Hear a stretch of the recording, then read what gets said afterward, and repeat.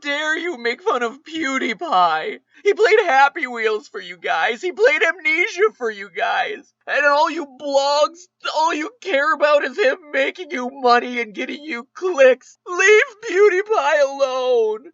Leave him alone. So hot in here.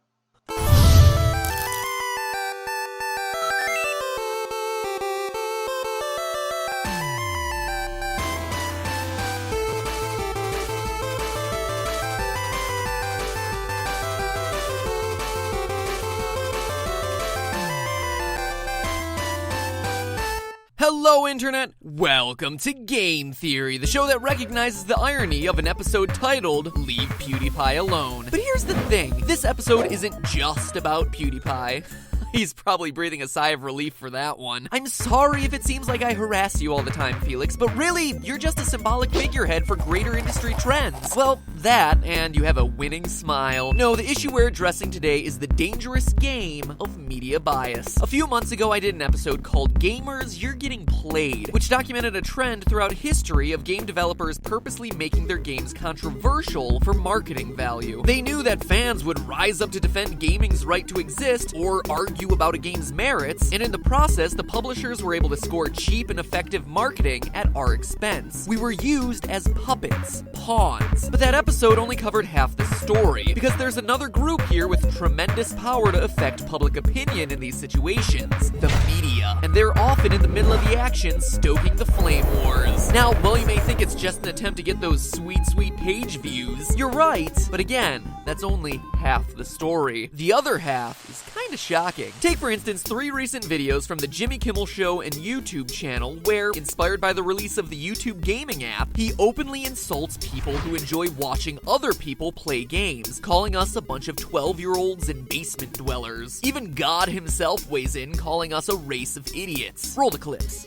It's called the We Should All Be Very Ashamed of Ourselves for Failing as Parents channel. I'm fighting with a group made up mostly of 12-year-old boys. I've created a race of idiots. The YouTube Gaming Suite. Watch it, dummies. After sparking controversy with his first video, which you can imagine came with the requisite angry defensive comments, the next 2 handpicked some of the worst, meanest replies to the video, simply adding fuel to the fire. Now seriously, does Jimmy really care about gaming or offending gamers? No, of course not. At 3 videos of virtually the same thing, it's obvious that the producers realized that they had struck gold, and the view numbers don't lie, with the videos being some of the most viewed on the channel in recent history. I mean, they're not Jimmy Fallon numbers or anything, but you know, not bad for Jimmy Kimmel. But the Kimmel situation is just the most recent example of a growing trend, where traditional media outlets outright attack YouTube communities and talent simply for clicks. Are you guys aware of the TV channel E? If you do, it's probably because you watched The Soup. Joel McHale, you are legitimately the best. If you don't, you're at least familiar with their work, because E is the channel responsible for the Kardashians becoming a household name, and also news reporting like this. Plus, Sibley is showing us how pregnancy is giving Kim KW her best duck face ever. Anyway, their online review of the Teen Choice Awards, 18 moments from the 2015 Teen Choice Awards that made us feel super old, sparked all sorts of hatred with comments like, number 8, who is this? Number 9, we've never seen this person in our lives. And number 10, is this guy her Uber driver? But worst of all was number 6, where Pewds, Joey Graceffa, and others are just written off with a line. Are those even real people? Now, if you're asking yourself what the big deal is here, replace those names and faces with some traditional movie stars like Jennifer Lawrence or Robert Pattinson. Would that level of ignorance, lack of research, and outright dismissal ever fly if it was them in those pictures? Of course not. And that's even with Robert being the butt end of all sparkly vampire jokes. Now, whether this article was meant to be inflammatory or was just a dumb move, it incited a lot of hate, got a lot of press, and prompted copycats. Like a recent New York Post article entitled, "These idiots are making a fortune producing the dumbest stuff on the internet," which then goes to tear apart the videos of Tyler Oakley, Grace Helbig, and Hannah Hart. Clickbaiting 101. Hey, these people are popular. Let's bash them and then get all the views as the fans come in to defend them. so many views. It's a weird catch-22. When these dismissive articles or videos happen, we want to defend our favorite personalities or reach out and educate these writers and celebrities about the stuff we really care about. We want to share our enthusiasm for these things, help other people understand, or if not, chide them for being judgmental or lazy. Show them that this sort of treatment is not okay. And yet, in doing so, we deliver the clicks they're hungry for. We've rewarded them for being ignorant, for not doing their research, for offending us and disrespecting someone we care about. But with this YouTube situation, there seems to be something else at work here. Look at this. It's a chart of Nielsen data tracking the number of hours per week 18 to 24-year-olds watch TV. Each year, it's been declining by about 2 hours, and the rate of drop-off has been picking up. One day during the Super Amazing End Card tournament, I asked how many of you never turn on a TV, and a whopping 55% of you said that you didn't. That is huge. Now, I'm no finance guy, but looking at the stocks of traditional media companies, Time Warner is down, Viacom is down, 21st Century Fox is down, Comcast is down. Even the unshakable Disney and ESPN are feeling the threat of people cutting the cable cord. So they have reason to be scared, but they're not going down without a fight. And posts like the Kimmel videos or New York Post article aren't just plays to get clicks. It seems like they may also be attempts to discredit a new generation of entertainers that threaten to make the old guard obsolete by belittling them or trash-talking them. Take another look back at those earlier examples. E's writer poo-pooing the outfits of digital stars when someone like Miley Cyrus or Lil' Kim gets an "aw, musicians be cray-cray" pass. Then going on to question the names of prominent digital celebrities without even bothering to Google their names. Or a late-night host and his show openly inviting a comment war with YouTube's biggest subset, expecting the audience to laugh along blindly at all the mean-spirited comments from the stupid gamers. But the bias even exists in subtler ways, hidden in articles that should be about celebrating the stars. Look at the cover of July's Variety magazine, where the top story is listing off the world's top digital influencers. People like Rosanna Pansino, Michael Stevens, Dude Perfect, Ryan Higa, Joey Graceffa, and of course, PewDiePie. And look, you have Felix on the cover, but he's X'd out in spray paint with a foam finger on his finger, promoting his #1 status. It's a weird image. You could write this off as just an artistic choice, some eccentric photographer doing something goofy for a magazine cover, except look at every other one of Variety's covers. Artistically shot faces, plain, simple, beautiful. And then you have Felix, crossed out, dismissed. Think I'm reading too much into this? Well, let me present you with some more evidence and get you to think again. The first time Pewds was mentioned in Variety, the same magazine, was back in September 2013. They called him, quote, a gibberish, spouting clown that was bringing Western civilization to a screeching halt. In the article, they call him, and by extension all growing digital stars, dolts, saying that his success and YouTube's success in general threatens to bring about an increasing supply of dumbed-down content. And this article wasn't written by some freelance writer. Oh no. It was written by Variety's then and still co-editor-in-chief Andrew Wallenstein. Wallenstein? I don't know. I didn't have time to look up your name. See, it's offensive, right? This is a guy who, you can bet, is having to approve the articles that go into the magazine, and especially the cover photo. So as long as the dolt can sell me magazines, it's okay for me to put him on the cover. But don't worry, I'm still gonna make sure that he's shot in an entirely different way from every other celebrity who's ever appeared in this magazine. Let's see you X out Johnny Depp or George Clooney and see how they like it. Need more evidence? Let's go back to the Teen Choice Awards, where Felix was nominated for Best Male Web Star. And then this happened. Felix, something, something, something.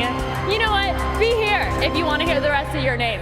After receiving a lot of heat on social media, Bella Thorne, the presenter, an actress from the TV show Scream, went to Twitter to say the moment was scripted. Although I can't say for certain whether it was written that way or not, it's yet another example of the gross disrespect digital media personalities are getting. If it was scripted, then it was an award show blatantly mocking the name of one of its nominees. If it was Bella herself, then it was a traditional media actress disrespecting a fellow celebrity. Think about if the situation was reversed, if Kim Kardashian NASA who's it, or Arnold Schwarzenegger had something like this happen to them, think they would just take the joke? Heads would roll and apologies would be issued. But traditional media has made it clear that people like Pewds aren't worth the time learning their names or reading them correctly. Oh, but you can bet that they're certainly hoping you're in the audience tweeting about your award so that they get your views. And here's probably the worst thing. From my social media trolling, Felix has yet to receive a public apology from anyone. I mean, even John Travolta apologized to Adele Dazeem, but Pewds? Nope. In their eyes, a digital star who just plays games isn't worth it, no matter how many people love his work or no matter how many millions of dollars he's made. Why does this matter? Well, let's talk about sharks. In the summer of 2001, before the US was rocked by the September 11th attacks, the news media caught fire over shark attacks. It started on July 6th when an 8-year-old boy in Mississippi got bitten by a bull shark. Soon after, another attack happened in the Bahamas, and a week later, a third event occurred. And that was the tipping point. Shark watches were now round the clock on all the news channels. Reporters were following pods of sharks from helicopters. Pods? Are they pods of sharks? Schools?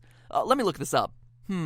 Shiver? A shiver of sharks. Wow, never would have guessed that one. Shivers of sharks were causing shivers across the country. Ooh, that was bad. Never before had people cared so much about cartilaginous fish outside of the Discovery Channel. As Time magazine called it, on their cover story, it was the summer of the shark. It was the second coming of Jaws. Vacations were being canceled. Beaches were losing Speedo-wearing old people. And yet, for all the media hype, the actual number of shark attacks was down from the year before, from 89 to 75, and from 11 fatalities to 4. It was actually a completely average year. And when it came to deaths from shark attacks, it was the second lowest number we would see in the entirety of the 2000s. Here's a fun fact. In 1996, 43,000 Americans were injured from toilets. How? I can only imagine aggressive flushing. But sharks, they only injured 13.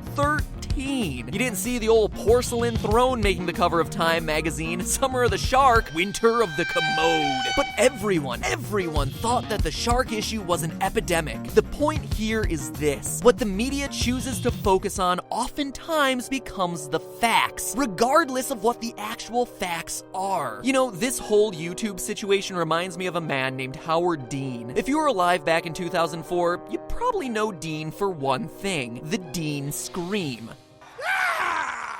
So what, I hear you asking? Nothing remarkable here, right? Well, Howard Dean was running a presidential campaign for the Democratic Party back then, and gave a particularly excited speech in the aftermath of the Iowa caucus, ending it with that famous, yeah! What should have been a completely unremarkable moment at the end of a rallying speech became something that the media latched onto. Suddenly, the Dean Scream was the butt of jokes for weeks, from late-night talk shows to news reports. That moment, replayed over and over, turned Dean from a legitimate candidate for president into a recurring punchline until he just kind of faded away. The generally held belief is that this moment and the subsequent media coverage killed his bid for the White House. People no longer took him seriously. The same thing is happening right now with YouTube and YouTube communities like gamers. The way media is covering the success of PewDiePie and other digital stars, or the enormous growth of gamers on YouTube and Twitch, seems like just another example of this. Media making a joke out of something they just don't understand and want to go away. By discrediting it, Xing it out, playing ignorant like the Kimmel videos or Variety article, they're trying to ensure that the mainstream think of gaming and YouTube as niche, weird, stupid. They want the public to adopt their opinions, writing these things off prematurely without ever taking the time to learn about it themselves, just like the Summer of the Shark. And if they're successful in doing so, they stay relevant for just a bit longer. It's funny, the major complaint leveled at PewDiePie, Hannah Hart, Tyler Oakley, Grace Helbig, and YouTube in general is that we're dumbing down entertainment in a shameless attempt to get clicks. But that's coming from people who write uneducated articles about those exact names to shamelessly court controversy, to sell more magazines or get more views. To quote E's manager of social media, who responded not with an apology at offending any of the web celebs mentioned in their articles and posts, but rather with the statement, "Give us all the clicks." So I ask, who is really holding entertainment back? Now, not to be the guy who cites Gandhi, but I honestly think that this quote from him sums up the situation. First they ignore you,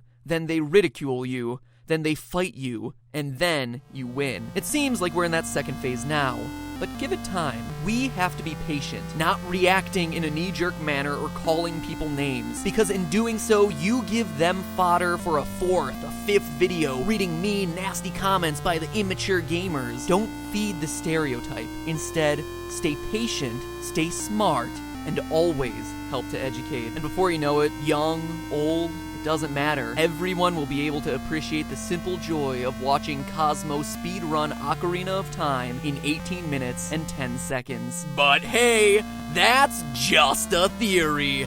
A theory only mildly tangential to gaming. Thanks for watching. Anyway. Speaking of actual gaming, GT Live is back every weekday starting today at 4 o'clock Pacific Time. And for those of you who were at our FNAF Mega Theorist live stream that featured Razbowski, Dawko, Ryan and Ryan from 8-Bit Gaming, Smike, as well as Scott himself in the comments, the live stream that was so big it crashed YouTube, that'll be happening this Friday, 9/18 at 4 o'clock Pacific Time. 4 o'clock seemed to be the best time for people, so I'm trying to make that a regular thing. Everyone will be back for that one, so make sure you put it on the calendar. Friday at 4 o'clock PST. Or just subscribe and get notified about it automatically. Save yourself some hassle. The FNAF truth is out there and no one, not even Scott and his telekinetic ability to crash live streams with his mind, will stop it. Not this time. Hopefully all of us will see all of you there. But if you want more game theory goodness right now, check out some of my other videos on the Pewds. This one is about how he single-handedly made Flappy Bird into a viral sensation. And this one is about how YouTube is broken by taking a close look at PewDiePie's channel. A little bit of YouTube talk, a little bit of PewDiePie talk, all around good stuff. So enjoy. Hopefully I'll see you at 4 o'clock Pacific Time today and 4 o'clock Pacific Time on Friday. Now, if you'll excuse me, I really need to deal with some Destiny and dating sim videos that have been hanging over my head.